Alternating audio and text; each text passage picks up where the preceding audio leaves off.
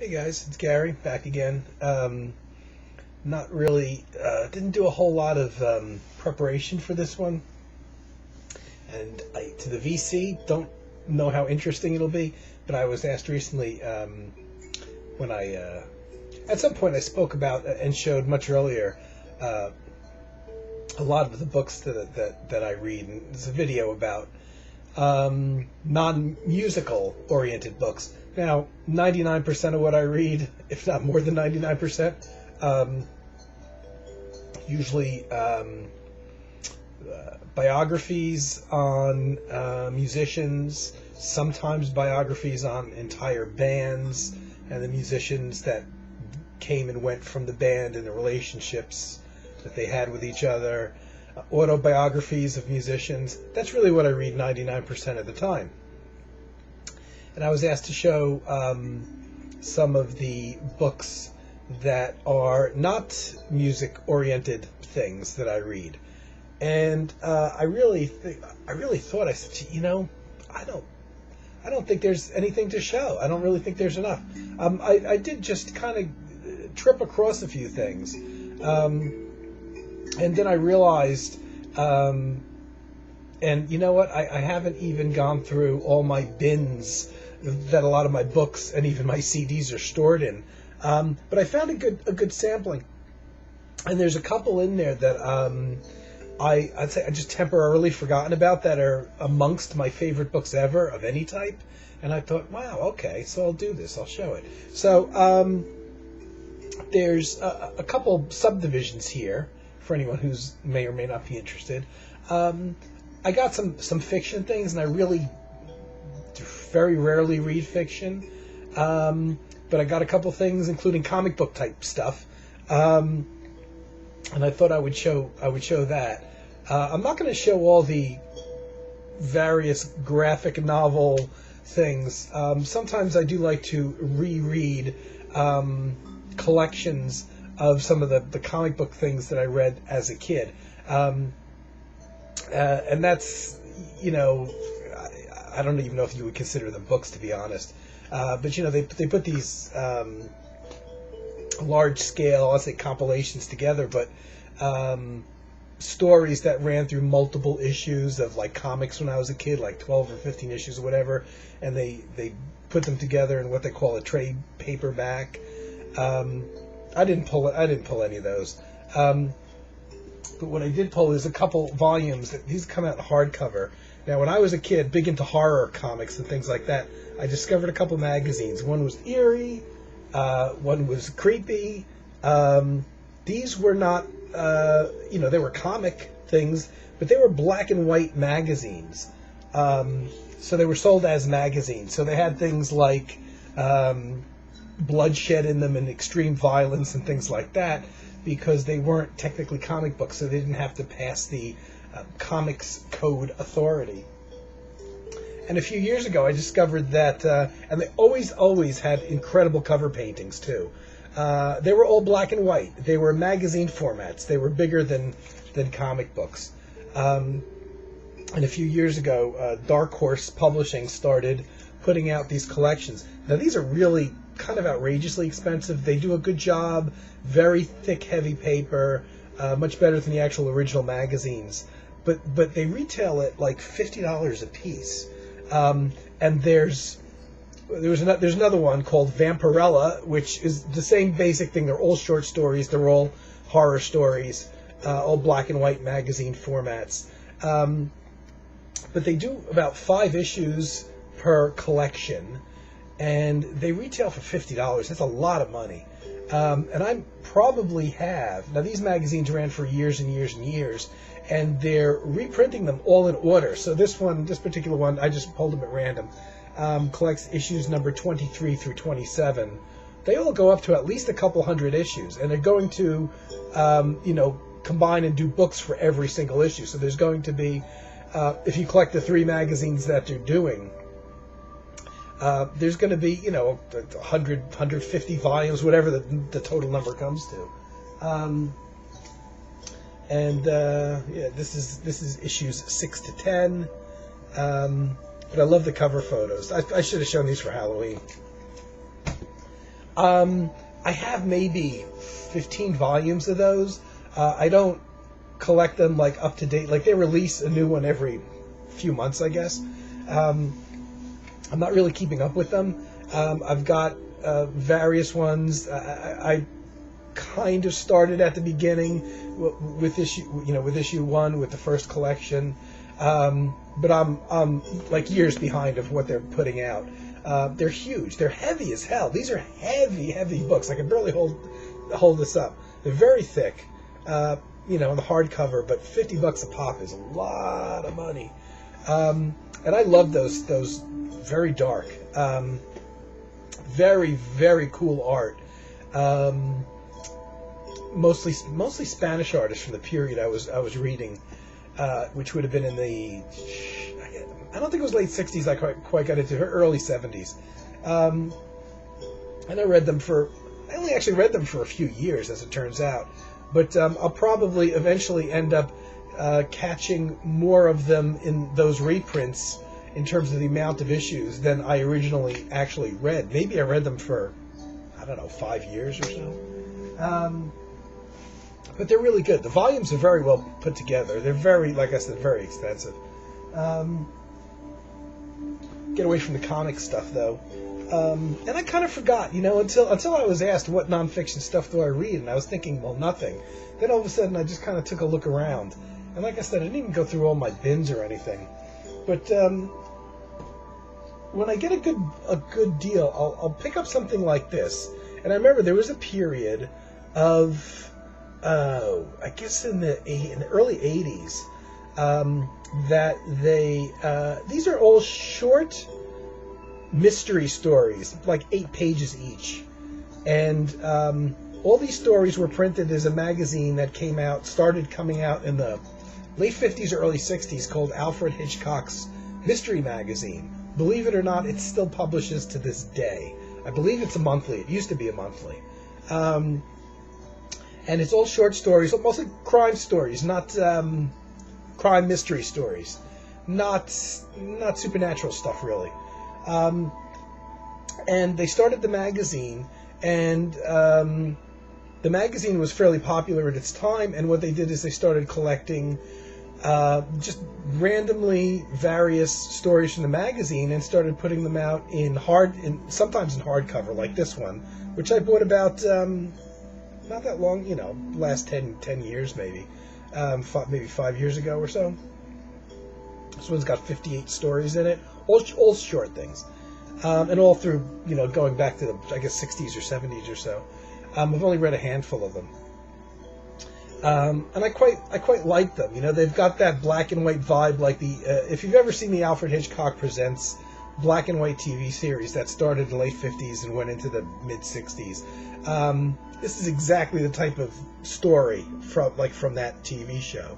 The Mystery Magazine was so popular at one point, they just started, taking old issues, essentially, and old stories from the Mystery Magazine, publishing them sometimes in hardback like this, most of the time in paperbacks. And at one time, I didn't bring them with me when I moved, but at one time in the early 80s, I got into this thing and I started buying all of the paperbacks, which were very small and thin and very inexpensive. They were reprints of earlier paperbacks that had come out probably in the mid to late 60s of these Alfred Hitchcock short stories. Now, Hitchcock didn't write any of these. These are all by crime and mystery writers.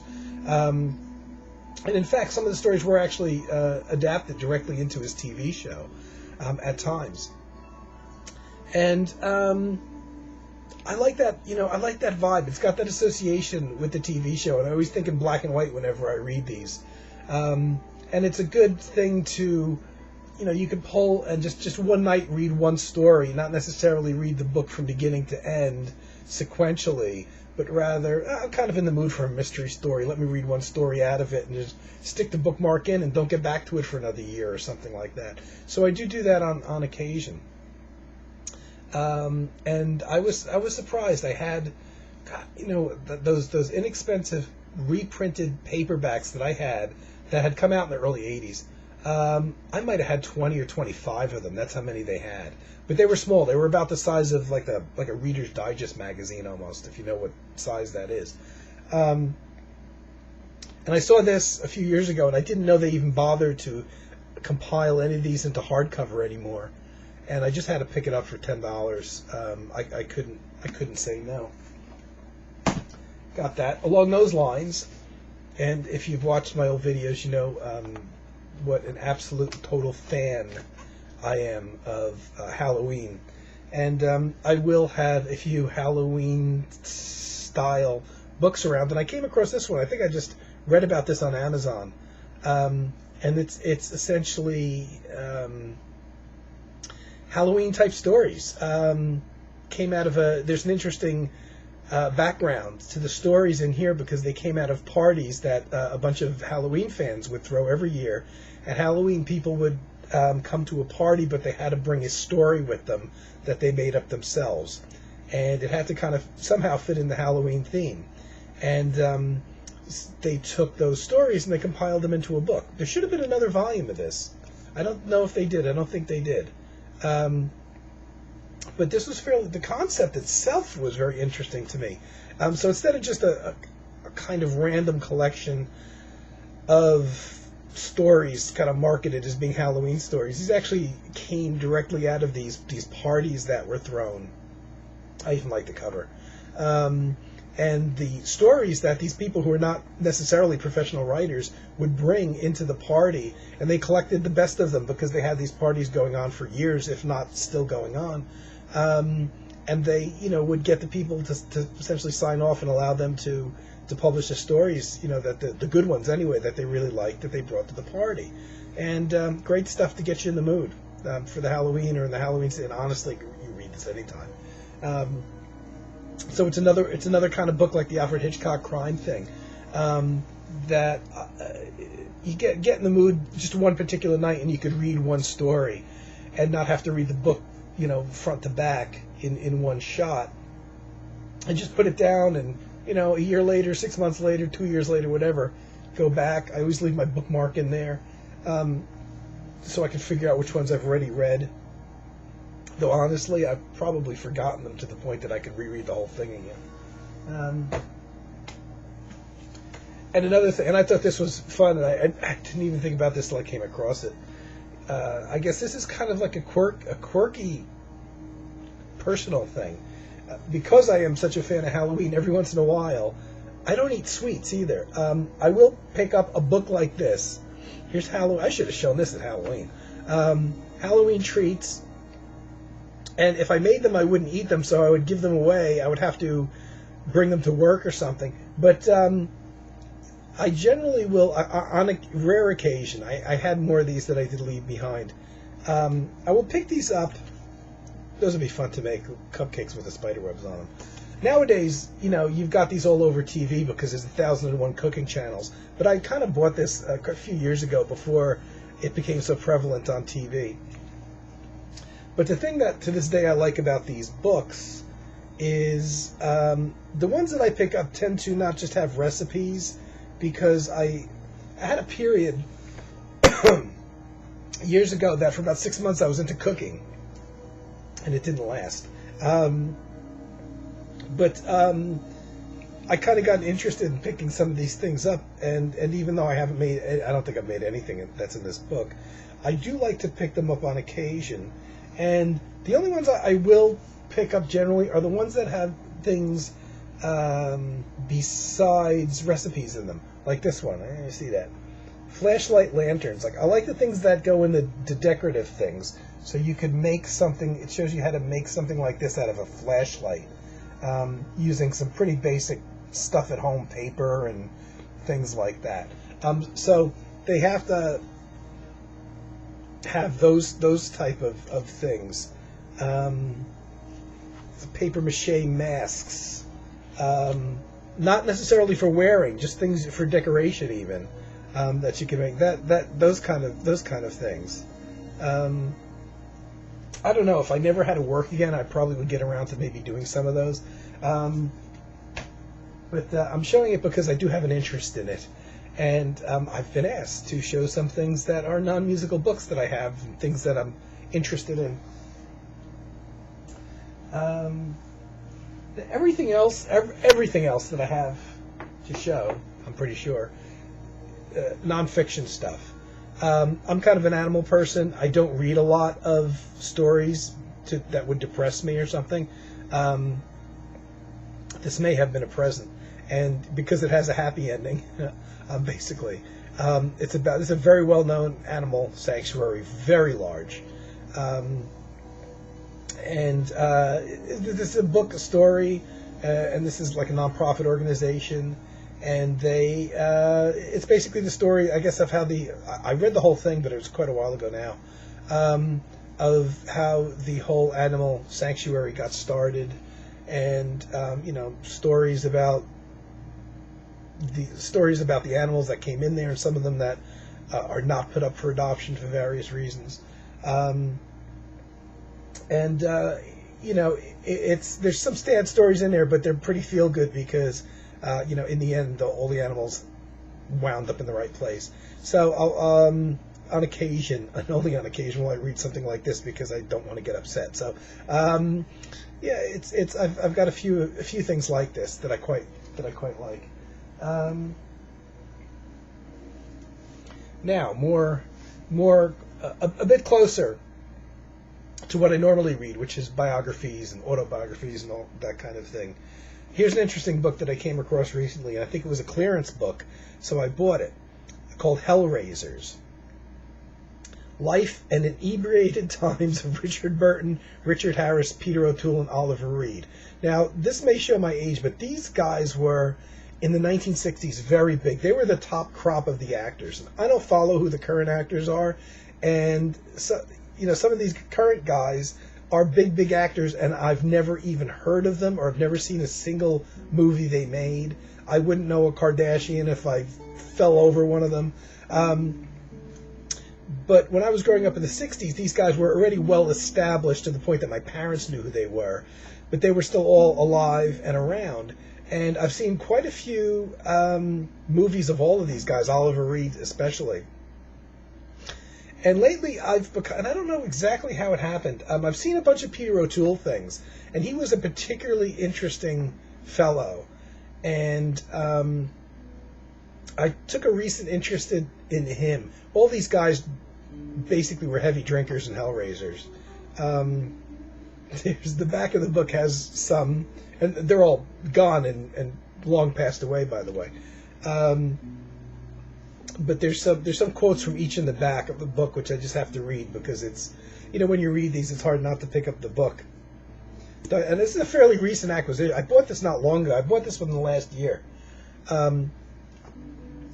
Richard Burton said, "God put me on this earth to raise sheer hell," which is a bit odd to think of because he was a very well-spoken, appeared to be an intellectual guy, but not necessarily a troublemaker. Had a big ego, but not necessarily a troublemaker. Peter O'Toole's quote is, "Booze is the most outrageous of drugs, which is why I chose it." Richard Harris, who actually Richard Harris, he did record. So he was an actor, but he did actually record some albums.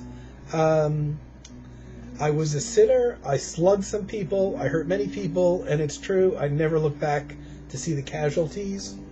That's interesting. And Oliver Reed, who, pretty intense actor. He's the dark guy here, dark brooding guy. Whenever you see a movie of him, he always plays like this intense, messed up guy. He's never like a normal person. He says, "I don't have a drink problem. But if that was the case and doctors told me I had to stop, I'd like to think that I'd be brave enough to drink myself into the grave." Exactly what he did. Actually, he was making a movie, and he basically went to the bar every night and just drank and drank and drank, and eventually it killed him. He was infamous in England, especially, because I guess he lived there most of his life, for, when you saw him come into your bar, look out. He'd pay the bill, but he would probably trash the bar before he left. Absolutely infamous for that. And that's good, because it's fairly short in terms of 4 different people. Some people you may or may not know. Ed Wood, the film director. I was interested in following Ed Wood before the movie came out called Ed Wood that Johnny Depp played, which I don't think really captured him because he didn't. Johnny Depp apparently played him like he was a fictional character and not like a real person. And the movie is just full of inaccuracies from what I could tell, and from everything that I read about him. And he didn't act anything like the character in the movie. And there's quite a few books I read about him, about Ed Wood, long before and after the movie came out, that give you a better idea of. He was an interesting guy. Not a great filmmaker, obviously. Made some entertaining, awful movies. But a guy that, the thing that I really appreciate about him is he did it on his own because he didn't have any backing. He didn't have movie studios giving him money to make movies. He would raise the money himself from friends and whoever he could get money from. He would make the movies and film them and edit them. He was basically a one-man operation, really, in terms of he had to create these things. And it's in today's world, I don't think any of the movies would have ever been released. They would be like a direct-to-video kind of thing. But back then, any movie that was made, back in the late 50s, early 60s, you could potentially find a distributor for and get it played in some theater somewhere, which is what he did. Some more things. Vincent Price biography that written by his daughter. I've seen a lot of Vincent Price movies because I love horror movies. I'm not a hardcore Vincent Price fan.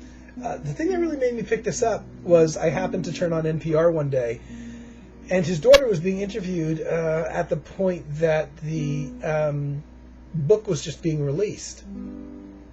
And I thought, oh, that sounds interesting.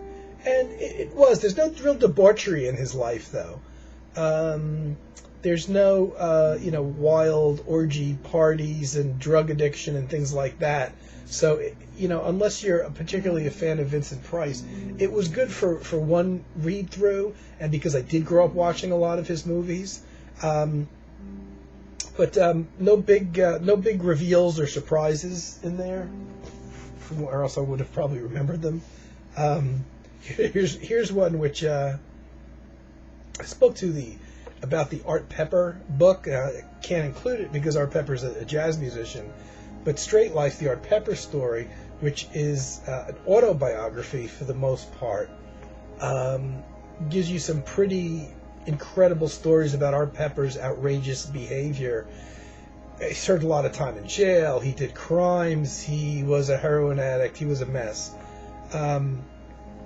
And along those lines, the only book that I could think that's anywhere near that kind of debauchery written by the person who actually committed it was Klaus Kinski's book, which is out of print now. This is called Uncut. But there's a bunch of different versions of this depending on what country you lived in. He wrote a lot about the actors and actresses, especially that he worked with. And in at least here in the U.S., there was one actress that he wrote about who threatened to sue, so they had to remove a lot of sections out of the book. I think just about any American actress that he talked about, probably, which wouldn't have been in a positive light, threatened to sue.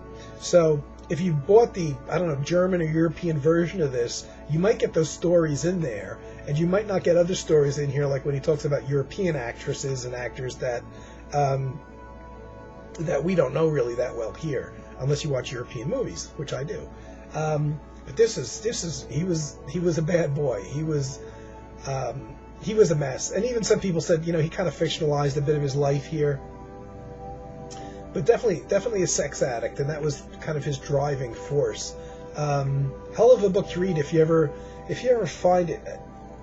And there's a picture of him with the manuscript of the book, which is the size of his original manuscript was the size of like 5 telephone books. If you see those big fat telephone books that you get, so this is a thin book. There's definitely a lot of stuff that was taken out of there, and probably not just by editors to make it flow better. I understand there's probably more things left out than left in, and yet the stuff that's left in is pretty incredible. If you know who Kinski is at all, mostly through his European movies. He did American movies, but I think everything that I can recall seeing him in was out of Spain or Germany, for the most part. Pretty outrageous guy, outrageous life.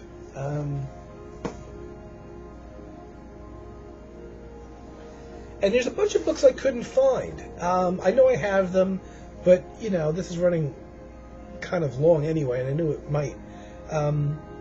I went through a period, and I'm still interested in this, where I read a lot of nonfiction books about Americans leaving the country to live abroad, and not rich people, regular working people.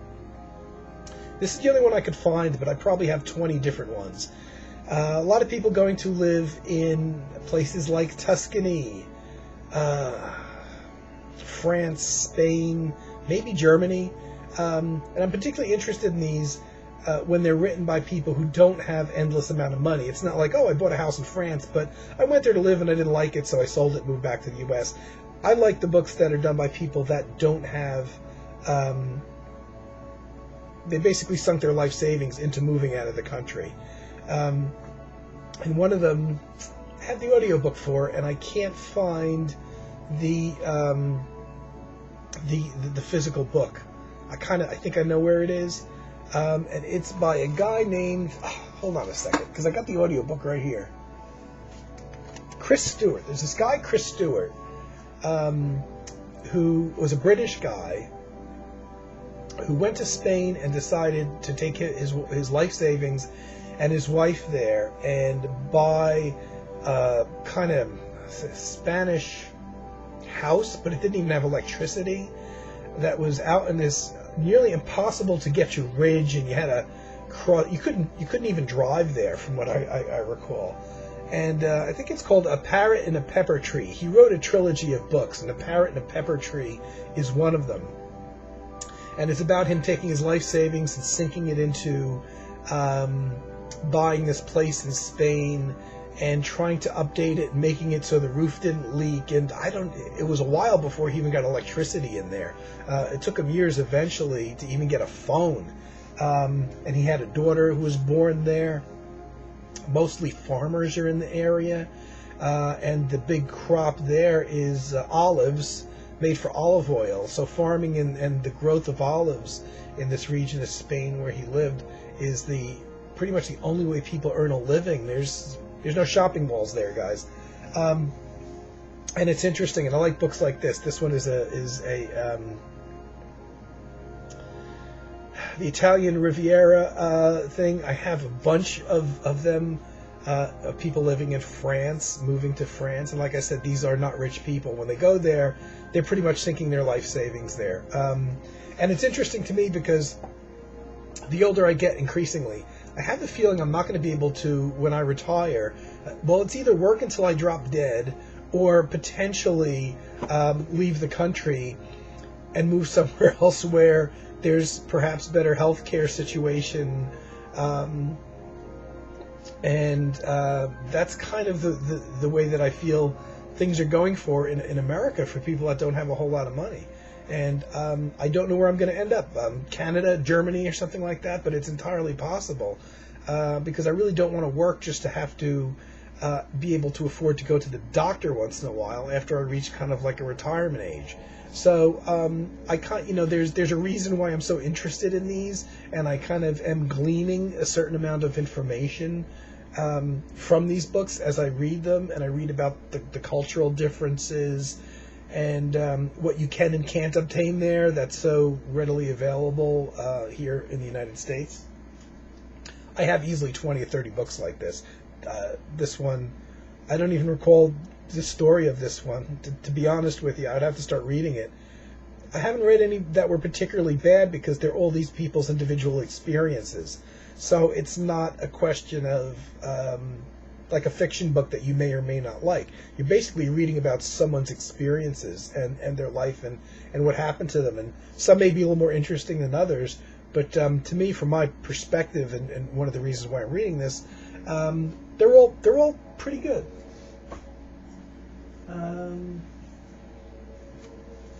Now here's one. This is really interesting. I don't remember buying this book. I don't remember having this book. And I just found it about a half hour before I started making the video. And you know what? I don't think I read it, but I'm going to. This is a book called When the Music's Over, written by a guy named Ross David Burke. I have no idea who he is. This is one of those, and I wouldn't have known where or when I bought this book if I hadn't done what I always try to do, but a lot of times fail, save the receipt. And of course, this came from, and the receipt was in here, which was amazing. So I knew not only the date that I bought it, where I bought it, and when I bought it, and the other stuff I bought with it. So, I bought this book in 1997, have not read it yet. And I bought it in January 1997 at 5:16 p.m. if you want to know, from Compact Disc World. Compact Disc World, the store no longer exists, but when compact discs first came out in the late 80s, there was a chain of stores here in New Jersey called Compact Disc World that sold some cassettes, but mostly just compact discs. And even though vinyl was around, they sold no vinyl at that time. I don't remember that they had much of a book section. And yet I bought this from here. Here's what else I bought. I bought an Andy Summers CD there. Pierre Farver's Window Steps, an ECM album that I love. Michael Brook, the American guitarist. A John Sermon CD, Private City, one of his solo albums that I love very much. Oh, and another John Sermon, The Road to St. Ives, which is another all-solo album that I love very much. The soundtrack to Siesta, which was Miles Davis and Marcus Miller. Marcus Miller wrote all the music for that soundtrack. And I guess this book, but you know what? Now that I look at it, I don't see the book on here. I didn't think they sold. I don't know why I still the receipt in here now. I didn't think they sold many books. Well, I don't know. Well, let me. The guy that wrote the book, which was about his own experience in life, basically also wrote the description inside the jacket here. It said this book was written by a drug-induced, alcoholic, psychopathic, paranoid schizophrenic with manic depression, a sleep disorder, and claustrophobia. And then it continues on, written by, I guess, the editor of the book or the publisher of the book. It says, as soon as Ross David Burke, the guy who wrote this book, finished his autobiographical novel in November 1985, he took a massive overdose of drugs and ended a life that had been plagued for more than 10 years by paranoid schizophrenia. So this guy basically wrote about his challenges with his mental illness, which I guess led him into drug abuse and everything else, and he died in 85. I've never heard of this guy, before, and I guess it's just from what little I read to you, I guess it's a memoir of the last 10 years of his life, basically. When the Music's Over, and I might have even first picked it up thinking it was another biography on a musician or something like that. And then when I read it, I'm like, wow, that's there's not too many people that suffer from that kind of illness that gets the opportunity to get it down in writing before they pass away. It's everybody else writing the story. But I'm leaving this one out because now this looks interesting and I want to read it. And I just started another book, and if I'd be reading that right away if I hadn't. And here's a favorite. And again, I just came across this again tonight, and I loved this book. I'm a big when I grew up, I was about 10 years old when the hippie culture was all going on and active, and I've been somewhat enamored with the hippie culture. The 60s, what happened to those people, and where they are today, kind of thing. And I came across this book by a guy, Stephen Gaskin, Hate S. Berry Flashbacks. And I mean, if he doesn't look like a hippie, what? I remember buying this. I bought this at Tower Records. I remember picking this off the shelf. I have to get more by this guy. I absolutely love this book. it's a fairly short book. When I read it, nonfiction. When I read it right away, I sat and I read it a second time through. And it's this guy's personal history about the late 60s. And it's basically just stories and things that happened and things that were going on in that period, in the San Francisco area specifically, which is really the heart. I mean, if you're going to be a hippie in the late 60s, San Francisco was the place to be. Certainly California in general, but San Francisco maybe even more so. And he set off in a caravan of 150 hippie buses and founded a spiritual community that grew to 1,500 members. And I remember, he talked about doing acid, back in the 60s and things like that. Very well written. Absolutely, I was glued to this book. When I first read it, I remember staying up, way too late when I had to go to work the next day, reading it because I just couldn't stop turning the pages. And I don't know why I didn't buy. He's got other books listed here. And I don't know why I didn't pick up any other books of his, but now that I've rediscovered this, not only do I want to reread it again, but I do want to find out what happened to him, because it's been over 10 years. Excellent book from somebody who was there, very heavily into the hippie movement at the time, and I'm especially interested, as I mentioned a couple times, in hippie communes and what happened to them, because you don't hear. I don't know if any exist anymore. They don't. Pretty sure they don't in this country. And I'm always wondering, well, okay, what happened to all these people that did live in hippie communes? I mean, some of them are passed away, but not all of them. Did they just change their whole philosophy? Did they just disappear? Are they still living in that way, but are so far off the grid that you never hear about them, which is a bit odd, especially now that you've got YouTube and everything, and I haven't really come across anything like this. I don't know if Stephen Gaskin's still around, but I'm going to look into it after pulling this out of one of my bins tonight. And then we get to a trilogy of a guy that passed away a couple years ago, and I was so bummed out when I read about, well, I actually heard on NPR, his passing away. It's a trilogy of, wasn't meant to be a trilogy. You could read them separately, but if you read them in order, it's essentially this guy's autobiography. First one, and I can't, Jan Wilhelm van die Westering. I should know how to pronounce it, considering how long I've been reading his books. He was a writer, mainly a fiction writer. I haven't read any of his fiction books. I believe he was a writer of crime novels, from what I understand. Not an American. And I remember when I was about 21 or so, I bought this book, The Empty Mirror. And I was very busy at that particular time in my life, and I don't know what made me think I even got it. I don't think I even got a chance to read it.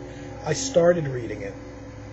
The first version I had of it, which was a paperback as well. I started reading it, and I didn't get through it. I had so much going on with work and life at the time, and I misplaced it. And I'm very bad with remembering titles and things like that, but there's something about the title that I remembered, and it always stuck out to me. And one day, about 6 or 7 years ago, whenever, I decided to go look to see if the book was still in print, and it surprisingly was. And I read it. And it's about this guy's spiritual journey through life. I think he grew up probably even upper middle class, possibly. I can't recall where he's from. I want to say he may be Swedish. You know what? I'm probably wrong in that. He's definitely not an American. He grew up in Amsterdam, I think. Yeah, Amsterdam. And he was I wouldn't say intellectual. He was a thinker. Like a lot of people, he thought about things, and it kind of led him to wonder about what it would be like if he went to a monastery. Fairly well convinced, I think, at the time that he wanted to be a monk, and he went to Japan. I believe it was Japan, and Kyoto. He went to a Kyoto monastery, Well, it sounds awful dull the way I'm describing it. But he was on this kind of inner journey as a relatively young man. And it describes his, it's very easy to read. There's nothing you don't have to know anything about, the whole Japanese religion thing or anything. You don't have to know that because I really don't know about it. And it's a thin book. Boy, was this a fascinating book. When I bought it the second time, and I bought it 25 years after, probably, or more, after the first time I owned it, I couldn't get through. I was like one of those nonstop reading things like the previous book. Maybe I wasn't ready for it when I was 21 or something, or just, life got me busy. But, wow, this is such an incredible book. And it just, all it is his experience. It's very simply written. It's about his experiences really going into this monastery that I don't think he was prepared for initially. What happened in the monastery, what their days were like. And of course, just like anybody watching this, he had a relatively normal life until he went into this monastery and everything was completely different. He didn't grow up in that kind of culture that fostered that. I don't recall offhand where the book leaves off.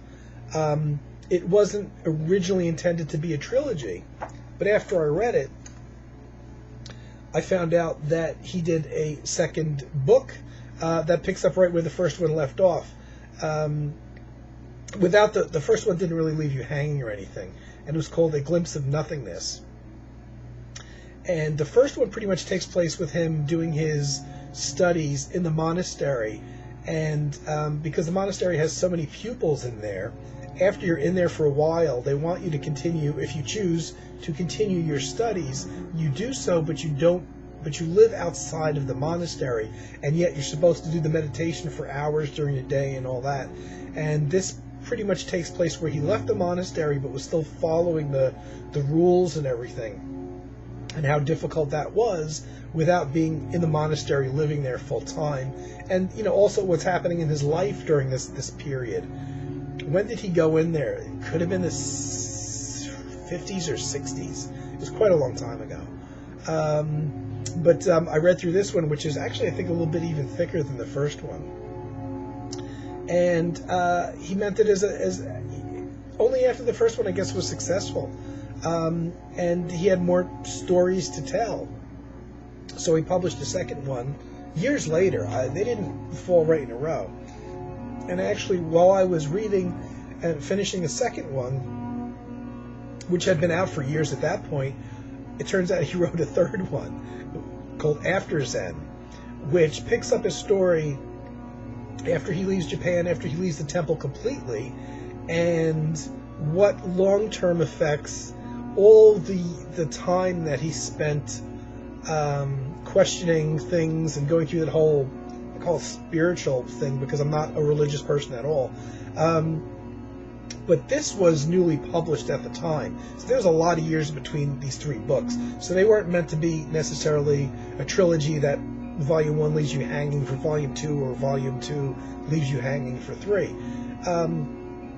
And I was sorry that it didn't continue after this, but this I actually bought, and this is the only hardcover one I had because it was a new release at the time that it came out. And he had just written it. And I read it completely through, and it's interesting because I stuck something in there, and I've read this at least twice, I'm sure. So there must be something of particular note that I stuck that little marker in there. Something must happen on that page that is particularly interesting to me because I didn't stop reading the book there because I read it through, and it was fascinating about the long-term effects.